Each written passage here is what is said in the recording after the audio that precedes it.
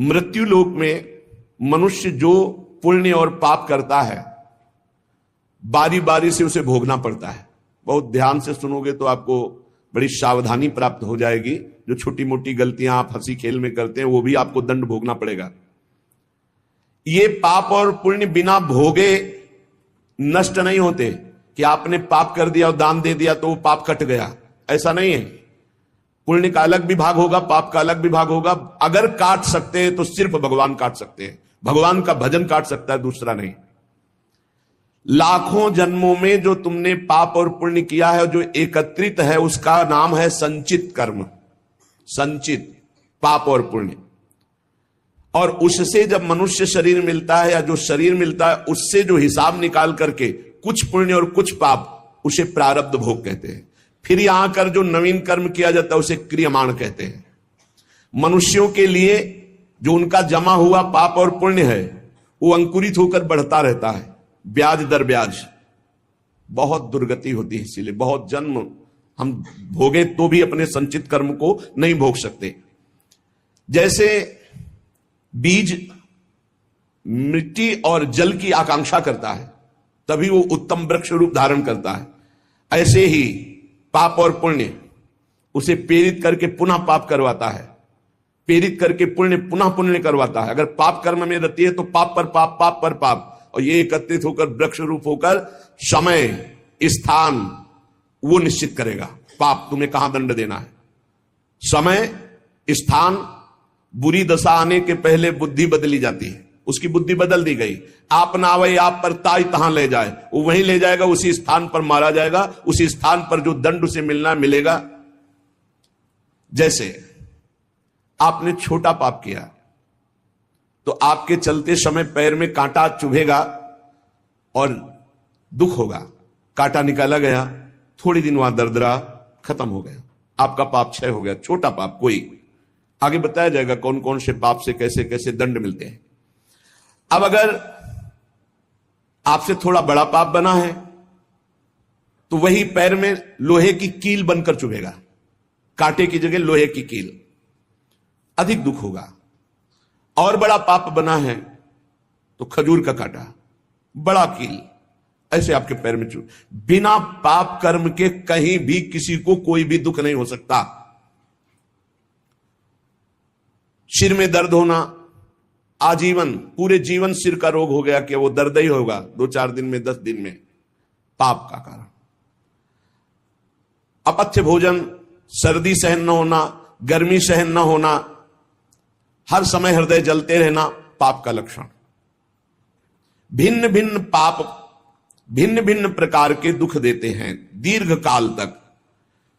शस्त्र और अग्नि आदि का भय ये पाप के कारण होता है। अनेक जन्मों के संचित पाप, कोई इसी जन्म के केवल नहीं है, वो केवल मंडराते रहते हैं आकाश में दंड देने के लिए, समय इंतजार करते हैं।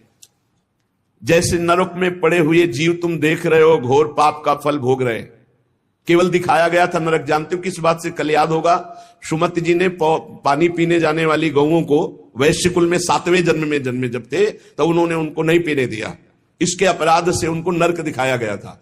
तो वो यमदूतों से प्रश्न करते जाते हैं और उनका उत्तर यमदूत देते जाते हैं। ये जो तुम देख रहे हो तड़पते हुए जीवों को नरक में, महापापी लोग हैं, अपने पाप का फल भोग रहे हैं।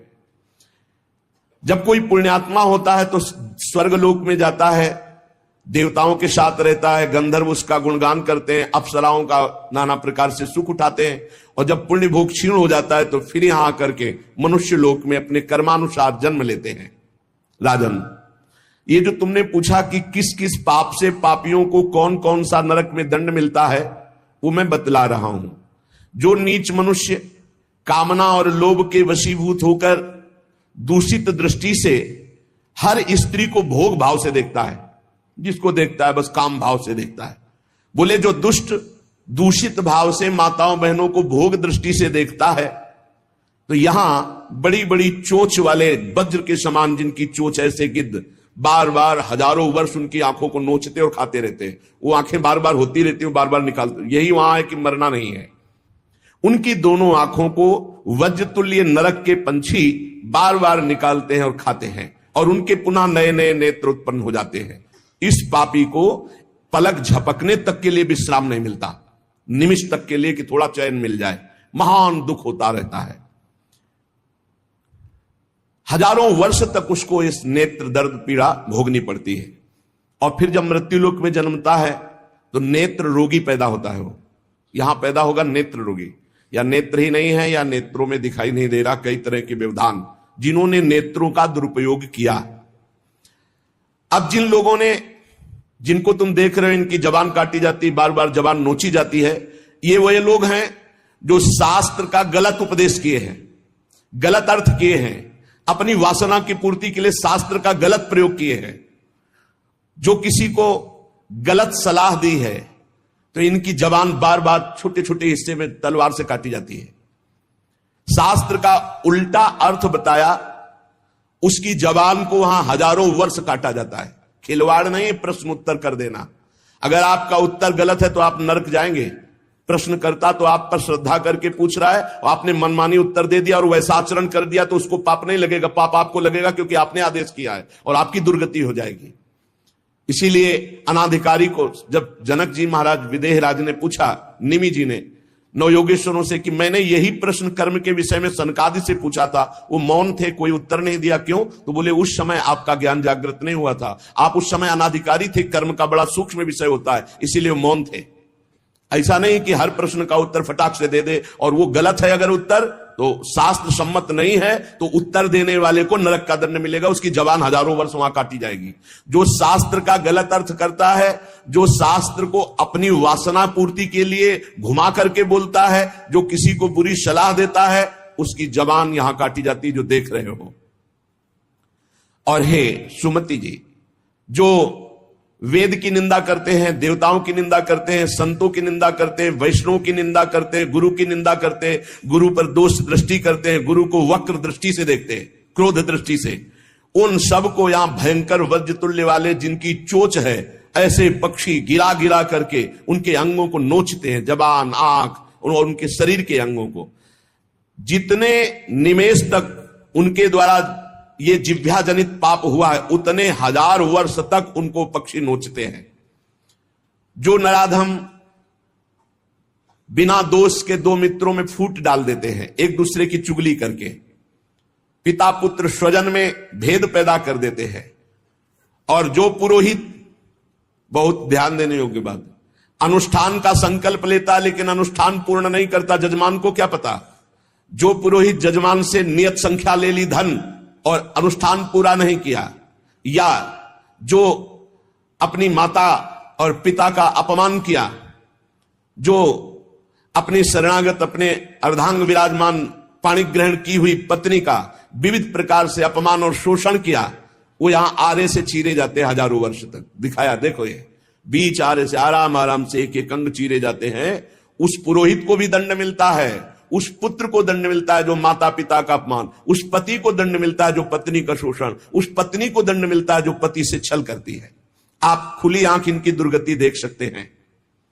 जो दूसरों को कष्ट देने का स्वभाव बना लिया है, बातचीत चेष्टा से कष्ट ही देना है, जो दूसरों की प्रसन्नता में जलते हैं, जो दूसरों की घरों में, सोए हुए घरों में आग लगा देते हैं या फसलों में आग लगा देते हैं और उनको प्राणांतक कष्ट देते हैं, उन अधम पापियों को यहां जलती हुई आग में जलाया जाता है। तुम देख लो, तपती हुई बालू डालकर उनको भूना जाता है और यहां आग में उन्हें जलाया जाता है।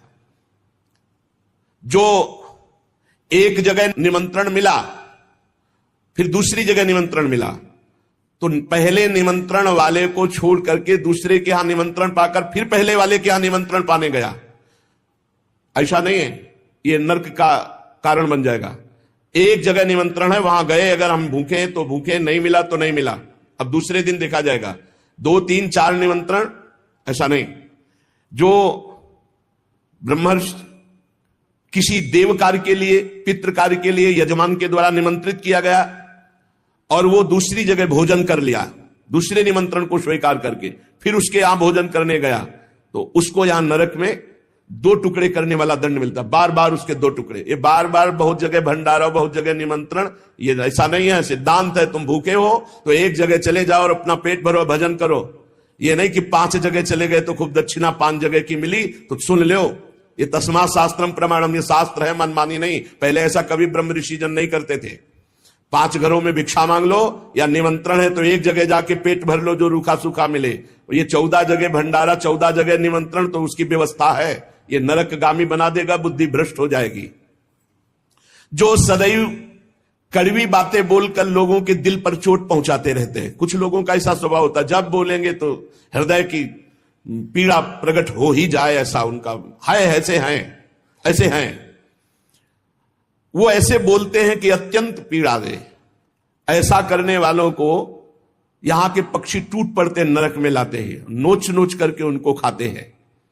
जो यहां किसी की चुगली करता है उसकी जिह्वा तेज छुरे से बार बार ऐसे ऐसे चीरी जाती है, फिर पूरी हो जाती है, फिर चीरी जाती है।